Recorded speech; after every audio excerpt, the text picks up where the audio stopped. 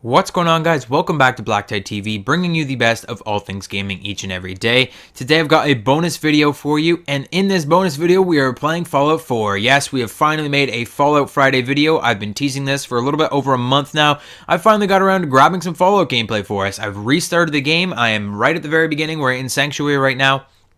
I'm jumping on a weapon modification bench, and I'm just showing you guys some of the menus that are in Fallout because this is the topic of the commentary. After this, we're going to head into the Red Rocket, do some scavenging, and we're going to head into the hidden underground cave that is right under the Red Rocket at the beginning of this game that a lot of people seem to walk past and don't notice.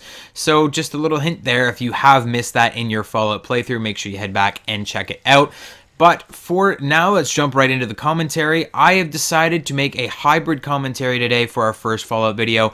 Something that's a little bit in between Call of Duty and Fallout, because I can actually do that with the Fallout series. Because Fallout and Call of Duty actually have some things in common, mainly the guns, I can talk about things that involve both of them. Whereas with the Elder Scrolls, we kind of just had to jump in with both feet and just hope for the best, because Elder Scrolls and Call of Duty, not so much in common unless there's like some kind of dragon gun in Call of Duty that I wasn't aware of. But Fallout, we can definitely do something with both of the different both of the different games and talk about something that relates to it all. And that is, in this gameplay, weapon modification and changing your guns, changing your class to suit different needs. So basically, in Call of Duty over the last couple years, as far back as Black Ops 2, we've been seeing an evolution in the way guns are brought into Call of Duty games. We've seen that in Advanced Warfare, we had variants on guns that were completely, like, they could completely change the gun and completely change the statistics, and that was super cool. I really like the variants in Advanced Warfare, and I'm hoping to see those return at some point in the Call of Duty series, but I don't think that's going to happen in this next Call of Duty Infinite Warfare. In the most recent game, Black Ops 3, we haven't really seen the variants, but we have attachment variants that change cosmetically your attachments on your weapons. So that's not as special, it's not as useful, but it is still something. Going as far back as Black Ops 2, we've seen some crazy attachments that do some very strange things. In Black Ops 2, there was an attachment that you could use.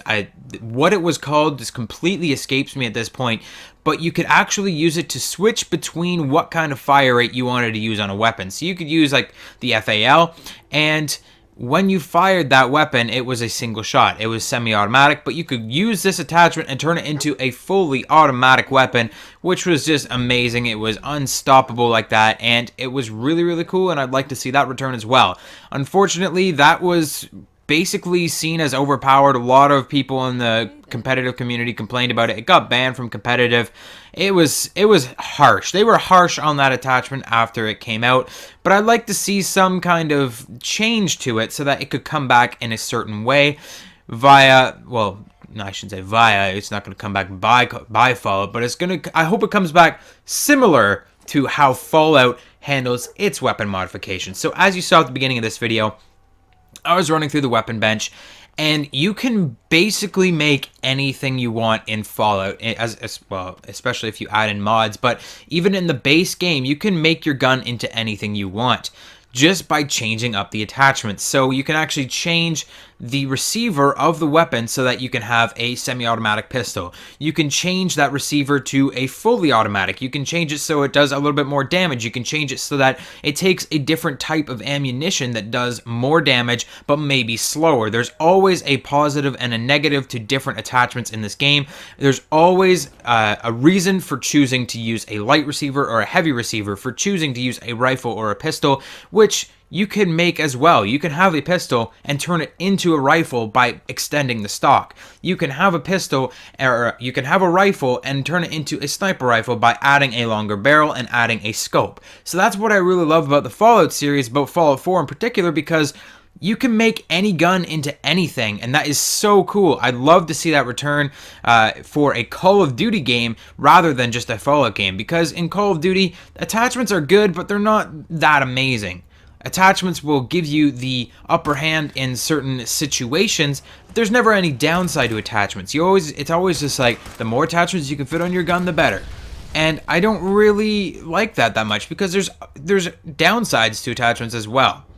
For example, in Fallout, say you wanted to add a stock to your weapon, making it a rifle. It would make your weapon heavier. Sure, it makes it worth more. Sure, it makes the range a little bit better, but it will make it heavier and it will make it a little bit slower. It makes it worse at hip fire as well, because you have to move your whole body now. You can't just move your hands to hip fire an enemy at closer range. So it makes sense that there should be a positive and a negative to every single attachment that you put onto your weapons. I'd like to see the different kinds of attachments that can actually change how your weapon works in a Call of Duty game.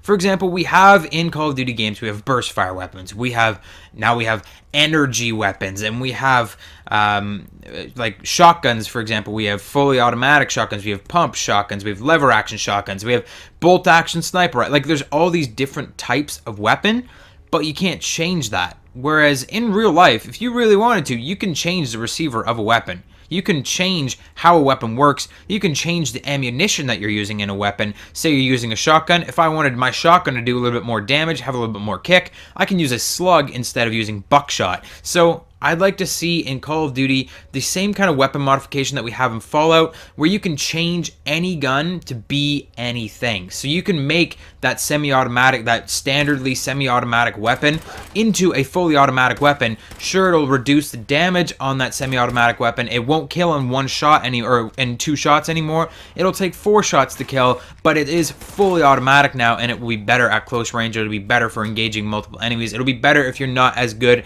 at using semi-automatic weapons. So let me know what you think about my idea of how attachments should work in Call of Duty, if they should take on this Fallout weapon modification system. Hit the like button if you agree with anything you heard here. Thank you so much for watching. Thank you for tuning in to the very first Fallout Friday. We're hopefully going to get into another Fallout Friday next Friday, but until then, we're going to be back with Call of Duty videos, and other bonus videos are on the way as well. Thank you so much for watching, and I'll see you guys on the next one.